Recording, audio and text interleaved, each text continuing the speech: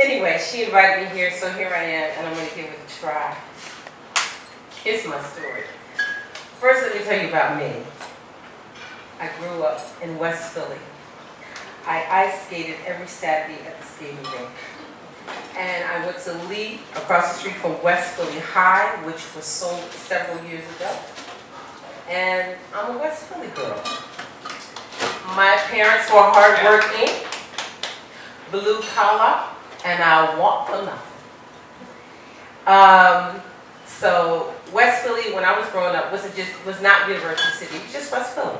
And people from Penn knew people in my neighborhood because we had friends who went to Penn, and they were white and black people living at 50th and Locust where I lived. So I grew up with, right down the street from what we consider Philadelphia's Harlem, 52nd Street. Y'all know what 52nd Street is? All right. So I've seen it all. I've seen the big shoes. I'm a child of the 70s. I think I've seen it all. Plus, I saw Shaft and the Big Bang.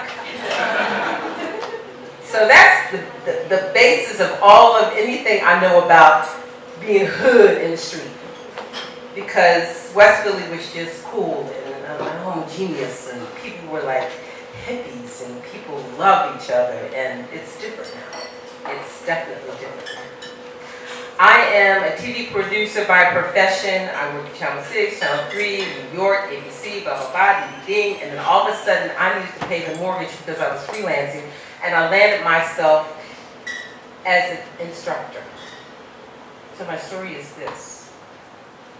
I was a new kid, but the new kids that came into my classroom were more new kids to placement.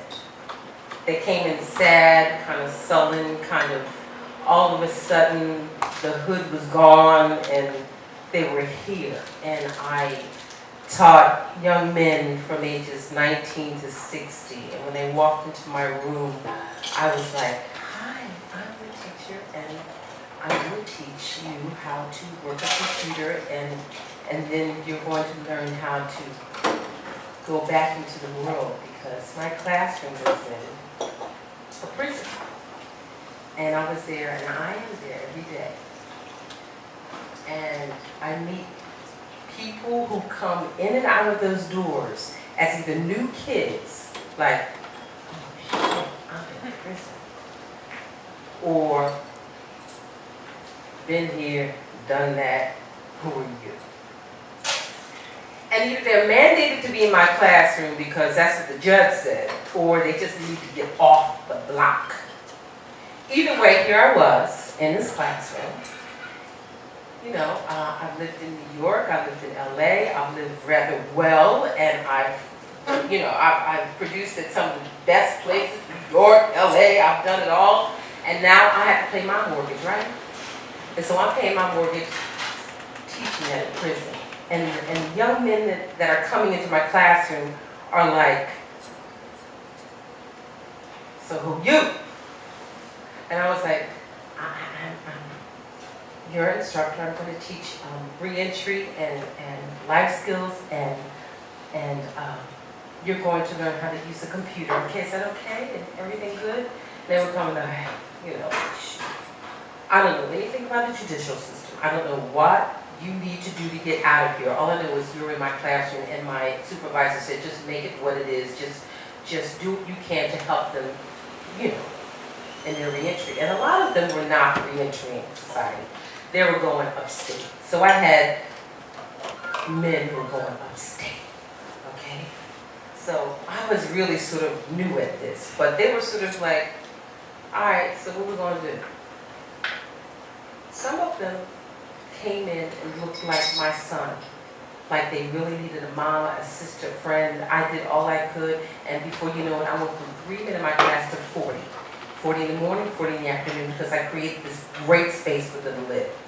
But one day, as I was learning how not to be the new kid, I had my chink, my armor on, I was tough, I had the look was, don't mess with me, I've been here a couple of months. I can see you. I knew who played game, who was a gamer, who was a player, I knew it all, except one day, a guy came in and he had the dreamiest eyes I have ever seen in my life. And I was like, oh my God, it is true. All the good men are in prison. And I was single and he had game, and all of a sudden he was looking at me like, Mom, I need some pencils. I was like, okay. Your mom, I need some paper. I was like, okay, paper for you. A couple months went by, he was like, yo, Mom. Yo, can you bring me some cigarettes? I was like, oops. All of a sudden, I sobered up. And all I could hear were clinking and clanking of handcuffs that steadily walked in and out of the hallways while I opened and closed the door. And I was like, that was not going to be me. And I woke up and I said, honey, this ain't no new kid on the block no more. I got more to pay. That and I became the old broad on the block.